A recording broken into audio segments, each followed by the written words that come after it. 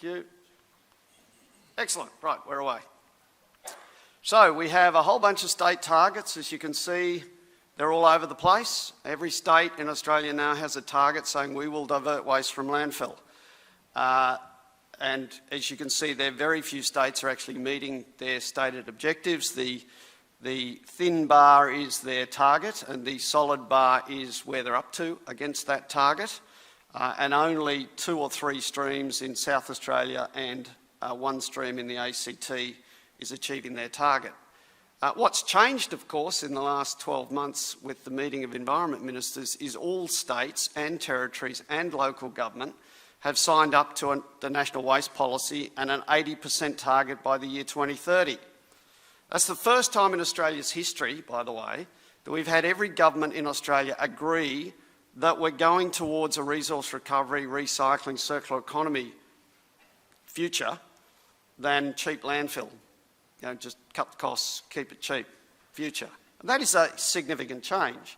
It's the first time we've actually aligned on a national strategy that says we're going to divert waste from landfill and build a resource recovery future. The question then is, what are the states doing to achieve that line at the top there, which is the 80% target? And the short story of my presentation is not enough, not fast enough, and we have no chance of hitting a 2030 target of 80% resource recovery, which I'm going to spend a little bit of time on today, saying, well, where are the targets, particularly New South Wales, and then what do we need to do to get there? So there are 2 preeminent national targets coming out of the National Waste Policy. The first is an 80% diversion by 2030, that's number 3 there. And the second is 50% reduction in food waste to landfill, again by 2030. We have, at the moment, 0 chance of getting there, virtually in any state, but certainly as a nation. A little bit of history. Some of you will have seen this slide before, showing what transition we have done since 1996. In 1996, we generated 22 million tonnes. We landfilled 7% of it, and we landfilled 21 million tonnes. Look to 2019, the latest data. We generated 54 million tonnes. We recycled 56% of it, so give yourselves a pat on the back. Excellent job. 32 million tonnes recycled, 21 million tonnes sent to landfill. You'll notice the amount sent to landfill is identical over 20 years. Has not changed. Is unlikely to change unless we accelerate the rate of recycling growth, because all recycling is doing is keeping up with population growth and per capita consumption. So we're growing our waste streams, recycling more, and having no effect on landfilling. The target now is 80% in that space. So let's look at our growth over the best data we have, 2007 through to 2019. Don't ask me why the National Waste Report released in 2020 uses 2017-18 data, or now 18-19 data. It's always 2 years lag, but it's the best we have. So if you project forward, you can see the trend lines there and say, all right, 80% by the year 2030, if you project forward our generation rates, then essentially we have to recycle 56 million tonnes. And those who've taken photos, feel free to take this. We'll post it on the web, save your cameras. It's all available. And by the way, I've left some appendices with some additional maths if people want to look at other streams. But right now, we are short 18.4 million tonnes. That is what we need to grow our recycling rate by in 9 years. That's 2 million tonnes per year. Growth. Even if you take into account the historical growth in recycling, the stuff we've already done, and we project that forward, we still have a gap of 9 million tonnes. Even if we just do what we've been doing, growing as we've been growing, we're going to be 9 million tonnes short of our 54 million, 15, 20% short of where we need to be. Similarly, we need to reduce waste to landfill by 6.6 million tonnes, noting that we haven't shifted at all in 20 years. That's very significant aspiration, and we're not going to get there. So let's look at New South Wales. Most of you from here, I thought there'd be some questions, so I've particularly focused on all waste and MSW. Same story. Blue graph is projection, yellow graph is recycling, red graph is landfill. Dribbling little line at the bottom is energy from waste. So if you project forward, where do we need to get to? This slide is slightly different. This is the 2021 target. The target for today. We are already 3.1 million tonnes below where we should have been according to the current state policy and state target. Has any minister been sacked, any senior executive, anyone accountable? Can anyone tell me in the room who's responsible for achieving that target? No one. There isn't anyone. So we just fade by, no accountability. So we're 3 million short of the target we already have. Where do we need to be? Within 9 years, we're 6 million tonnes short of where we need to be for New South Wales. There's a state waste plan coming out in a month or two. If it doesn't address this, it's failed from the outset. We also need to reduce waste to landfill by 2 million tonnes, noting again the red line, we haven't moved the dial at all on waste to landfill in the last 20 years. What about household waste itself? Just MSW, many of you are from councils. As you can see, the data's pretty wobbly. I don't know what it is about the New South Wales data, but there's no way that the generation rate in blue does that. That's just wrong. It's also no way the yellow line does that, up and down all over the place, because we're building infrastructure. These are big tonnes. They don't move around like that. Anyway, you take the data as it's given. We're 1.3 million tonnes short today of where we needed to be by 2021. In 2021, we should have recycled 3.2 million tonnes. We haven't. That's what that graph tells you. And we're even further behind if you look at where we need to be in 9 years' time. So we're another we're 1.9 million tonnes shy of where we need to be in 9 years. That is, can we grow 1.9 million tonnes of additional recycling in the household space in 9 years? Who's from council? Right? You've got 1.9 million tonnes to improve in New South Wales in the next 9 years. You don't have time to faff around. And you need to reduce waste to landfill by 1 million tonnes across New South Wales councils. Just to make the point there, we need to double the recycling rate we're already doing, if you think of it from a council point of view. You need to double whatever you're doing now, needs to double in terms of tonnes in the next 9 years. Now, some people will say, well, it's just a government target, just ignore it. Well, okay, that's fine, but we didn't set the target, governments did. So if governments are going to set these targets, it's just greenwashing if they don't put in place the mechanisms to get there. So governments either have to be held to account for their targets or deliver the mechanisms and structures and systems that allow us to get there. And there are plenty of ways to do that, which is what I'm going to turn to next. All right, in my view, and I'll buy a fight with a few people in the audience, there's only a couple of ways to shift our tonnage by 18 million tonnes additional in 9 years. There's very few mechanisms that play at that scale, and I'm all for the little initiatives and the projects that lots of people have heard about in the last week, and we need to do more of those to engage with our communities, etc. But we cannot let government off the hook by doing all those nice, what my partner calls vanity projects. They're great and they engage people, but they're not driving big tonnes. They're not going to drive 18 million tonnes out of landfill. Only these four, in my view, have any chance of getting us to those targets. So I'm just going to focus on those, but I want to preface it by saying I don't diminish the good work around market development, planning, community engagement, all that other stuff.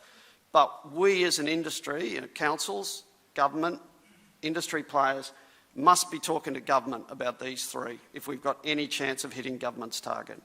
So the summary of that is 18 million tonnes is equal to a 50% increase in what we've already done in the last 20 years. And we've got to do it in 9 years. Okay? So we have to grow our recycling rate 2 million tonnes per year. That's 2 million tonnes worth of bits of kit or 2 million tonnes of sorting at back of businesses, whatever. All right. So that's what the economy needs to look like in 9 years' time. So by 2030, we will generate 70 million tonnes. We need to recycle 56 million of it, and we need to landfill 14. And we haven't done that in the last 20 years. We need big instruments to get there in the next 9. All right, let's talk then.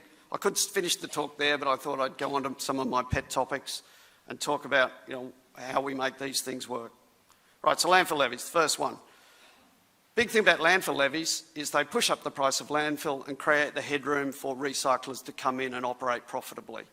And you've just seen Macquarie Bank buy Bingo for $2.6 billion because Bingo was able to compete in the C&D marketplace against landfill, create a massive business in recycling, employ thousands of people, create jobs, do lots of recycling, and then the big end of town came in and went, well, that looks like a good investment, we'll invest in that. So what's left to recycle is this graph, this National Waste Report. And clearly you can see the two things we have to target if we want to get 18 million tonnes out is organics and construction demolition. Now, construction demolition is really easy to recycle. We know it. The question is, why isn't it being recycled? Because landfill's too cheap. And if I'm a generator of a C&D waste, if it's cheaper for me to haul it 2 kilometres down the road and landfill it than send it to a construction demolition processor, I will. 99% of businesses will act rationally. So we have to change the fundamental market instruments in the economy to make sure we can capture those tonnes. Why don't councils do organics recycling? And I'll turn to that in a minute. Primarily because of money. It's cheaper to send it to landfill for most regional councils in Australia. It's also easier for a lot of councils than adding another bin. So between ease and price, standing still is not a bad option. Thanks very much. So you can see those two. Then, of course, tyres, paper, plastic are the kind of next hanging fruit. Some people ask me, well, the levy's a blunt instrument. This analysis was done by MRA for a client saying, all right, what does the landfill levy do? This is a relationship of the size of the landfill levy along the bottom against the recycling rate of that state up the side. And you can see that those states that have very low landfill taxes, Northern Territory, Tasmania, have very low recycling rates. Those states that have the highest landfill levies have the highest recycling rates. And in New South Wales' case, the size of the pie is the size of the recycling they're currently doing. So the size of the dot is demonstrating how much they're recycling. So South Australia and New South Wales have the highest levies in the country, highest recycling rates. It's a bit of a no-brainer. And that data, the levy explains 70% of the errors we see in resource recovery levels across the country. It explains 70% of the variability in the data. So it clearly works. Where are the levies up to across Australia? This is the historic trend in levy increases. So the trend is right, and congratulations to governments who say we are going to use market instruments to drive recycling. And the levies are all rising, but in my view, not fast enough. And of course, I'll come to the hypothecation rate in a moment, but they are rising. Congratulations to Queensland Government. They rose theirs from $0 to $70. It's now heading to 90. So they're catching up. But we still have some significant underperforming states. The effect of the landfill levy is the signal price that you and I see at the weighbridge, or particularly businesses see at the weighbridge or in their collection fees. But you can see the massive variability that is still present in the economy around what it costs me to landfill. So if it is cheaper for me to landfill than it is to recycle, including all the labour costs of recycling, all the additional bins, blah, blah, blah, blah, blah, I'm going to landfill it. 99% of businesses are going to act rationally and landfill. And while ever we have that spread of landfill costs in the country, we will see leakage of recyclables into landfill. And we cannot afford that if we have an 80% target. So what should we focus on? Well, look at the 32 million that we're doing out on the side there. It's masonry, organics and metals. Look at the things government focus on: fluoro lights, paint, computers and TVs, oil, plastic bags, plastic packaging. And I'm not saying we shouldn't do them, but the things in the middle that are not being done, like 7 million tonnes of organics, 6 million tonnes of C&D, 5 million tonnes of mixed commercial waste, that is where we need to focus if we have any chance of getting to the target. And all recycling in Australia costs, except for metal and cardboard. They have enough inherent value to recycle themselves. So if we want to capture those additional streams, we must get the recycling economics right. And we're not at the moment. So it is more expensive for most companies and most councils to recycle wood or glass or hard plastic or concrete. The cost of collecting it, reverse logistics, processing it is greater than the cost of landfilling. The landfill levy does one simple thing. It moves that line up. So it makes more products price competitive with landfill. Simple. Market economics 101. I always get the question, well, what about spending the levies on the industry? Totally agree. We currently hypothecate about 15 to 20% of the landfill levies raised. So everyone in local government, you have the right to have a whinge, but remembering you're only 30% of the payment of the levy money in Australia. The other 70% is paid by industry. The fact is, recycling has not been funded well enough in this country. We raise $1.2 billion in levies at the moment and spend about $250,000 maximum, even if you include government-funded departments, etc., from the levy. So it's a very tiny percentage of what we earn. So there's more than enough money available to do the kinds of incentives that I'm asking for. Second key driver, get the organics out. 7 million tonnes. It's only the organics that contribute to methane, generate 3% of Australia's greenhouse gas emissions. A TV in a landfill is going to sit there for 20,000 years. Yes, it's a waste of plastic, but it's not going to harm the planet. The organics harms the planet by generating methane, 28 times carbon forcing effect, potent greenhouse gas. We've just got to get that stuff out. It's a no-brainer. But we're not. We're still landfilling almost half of it. The obvious transition most local councils are looking at is a move to FOGO. 55% of an average garbage bin from an average home in Australia is full of food and garden organics. We've just got to get that out. It's got to go into a new FOGO service. Only 100 councils in Australia out of 530 odd are currently doing FOGO. That's 20%. We need that to be 80 or 90%. By the way, when you do FOGO, you get a better chance of capturing that yellow top bin material that you're also losing into your red bin. Bit of a slide on which councils are doing it. And people often say to me, well, are there enough composters? Are there enough markets? What are we going to do?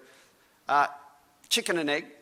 If you look at the market for composters today, it is exactly equal to the amount of supply that is being generated by councils and FOGO. No one is going to go and build a composting plant until they have a contract with a council for supply.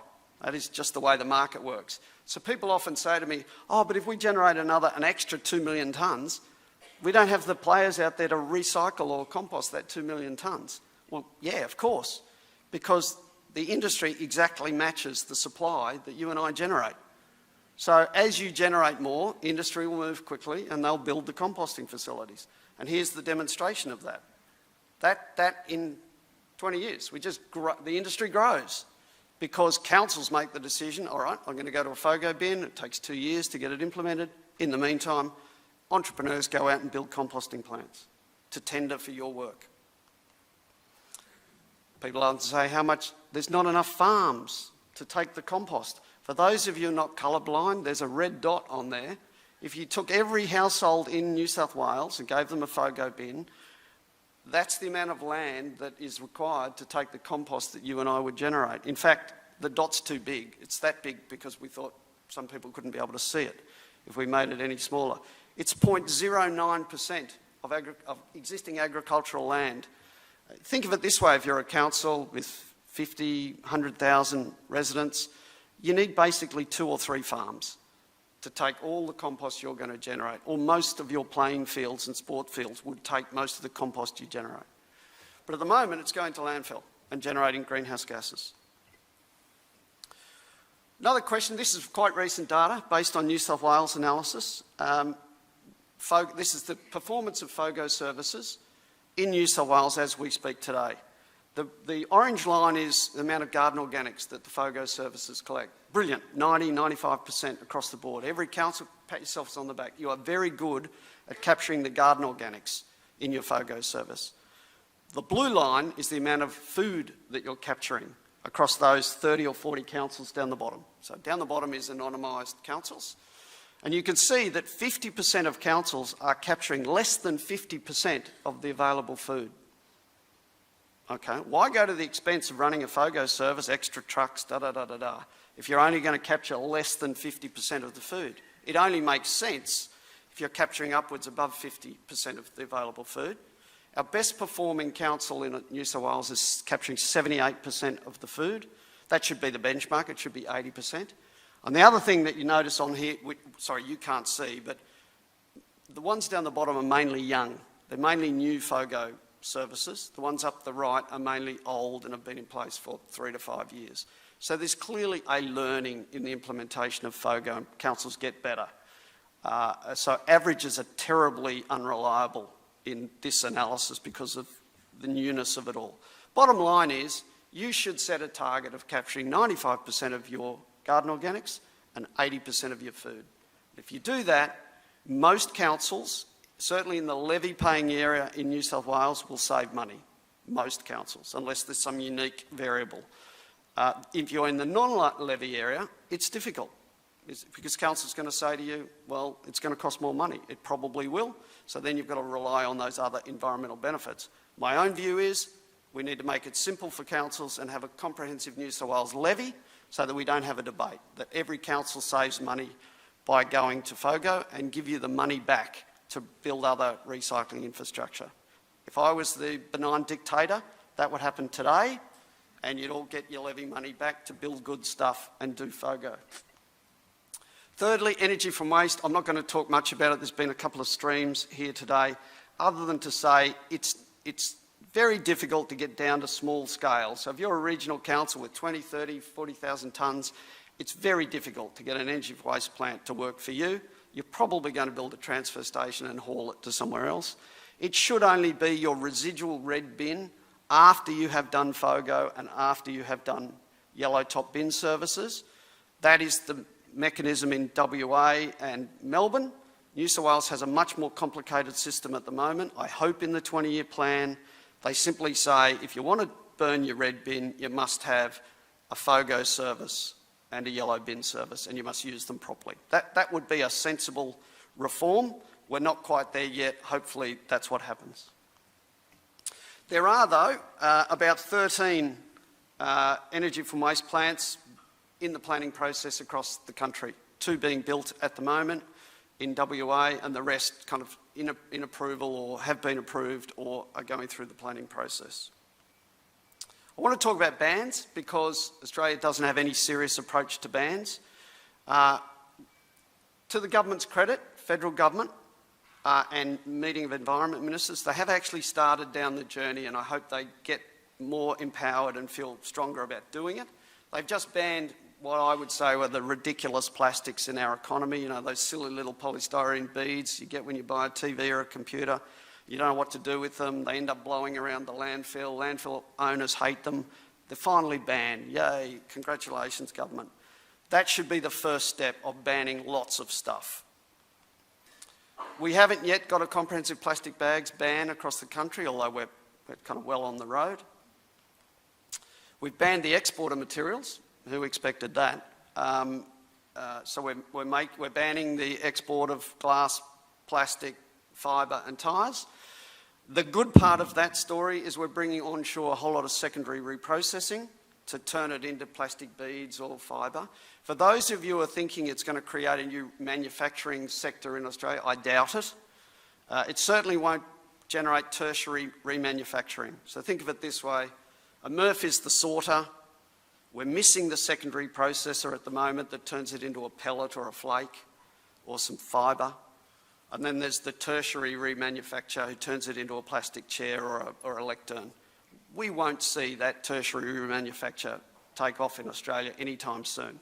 It's still cheaper to make lecterns in China and Korea and Thailand than it is in Australia. So we will export most of the pellets, the flake, the fibre. But what we will do is build a secondary reprocessing sector here, and that is happening at the moment with lots of government grants, lots of funding. So that's actually a really positive story at the moment as a result of the export ban. Comment about circular economy. How does this fit in? This is Mike's practical guide to circular economy. One slide. Don't overcomplicate it. The economy is incredibly good at taking stuff, using it and spitting it out. We don't need to play with that. We need to play at the other ends of the economy and say, what do we put into that machine? And is it put in a way that allows us to recycle it at the end? Those are the things we need at the front end of the economy. And at the back end of the economy, to get it back into the productive economy, we need those things. It's not rocket science. It's not rocket science. Don't overcomplicate the transition from what we do now to a circular economy. It is just getting those instruments right. Happy to take that offline. Don't have time today. Could spend 2 hours on it. Another positive is the federal government is now saying we've got to do more around extended producer responsibility. We have to make manufacturers more responsible for that stuff at the front end of the economy. Well, good. It should have happened years ago. It still hasn't happening fast enough, but at least we're on the journey.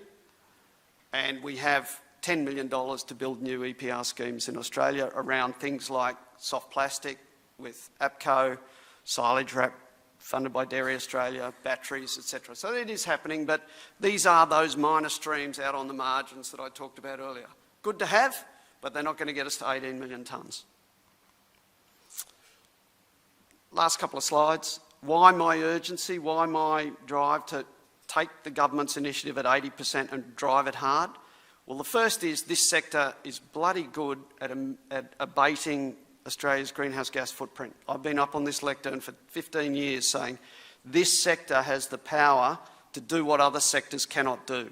We can abate everybody else's emissions. We're already abating 50 million tonnes or 10% of Australia's greenhouse gas emissions. How? Because you and I recycle our aluminium cans and our paper and cardboard and our plastic at home. What that does is it allows VISY and the other producers to reduce their energy consumption. We're already abating 10% of Australia's emissions. There's another 10% that is low-hanging fruit that we could go out there tomorrow and grab another 50 million tonnes of emissions just by better recycling, getting the organics out of landfill, using energy from waste for the residual streams, etc. But we will not and cannot get that additional 18 million tonnes of product or 50 million tonnes of emissions without significant and further action on those instruments. Levies, organics, energy from waste, selective bans, and all those other things that I've repeated a few times. So we need to speed up. We're nowhere near where we need to be. The 20-year plan that's coming out in a month's time has to address those issues. If it doesn't, it's a fail.